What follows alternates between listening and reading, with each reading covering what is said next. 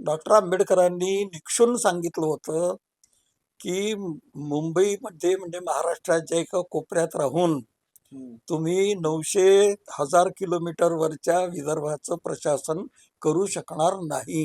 हम्म, तिथले विकासाचे प्रश्न सोडवू शकणार नाही आणि म्हणून तुम्ही 3 राज्य करावीत. 3 राज्य हा, सांगितले. म्हणजे काही ठिकाणी त्यांनी असे म्हटलं की बाबा मुंबईचं स्वतंत्र राज्य करा.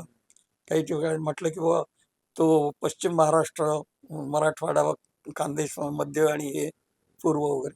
पण एका ठिकाणी बसून तुम्ही एवढ्या मोठ्या राज्याचं प्रशासन करू शकत नाही, हे आंबेडकरांनी वारंवार सांगितलं. आणि त्याच्याकरता त्यांनी म्हटलं की बाबा विदर्भाचं राज्य निर्माण होणं आवश्यक आहे. हम्म, जे दांडेकर कमिटी होती, हम्म, त्या दांडेकर कमिटीनी सांगितलं होतं.